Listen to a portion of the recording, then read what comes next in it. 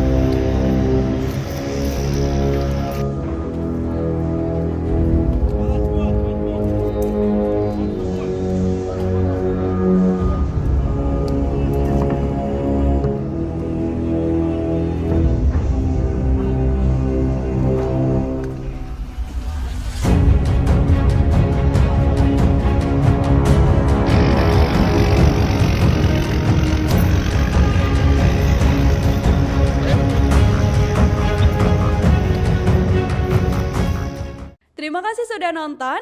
Jangan lupa like, subscribe, dan share ya.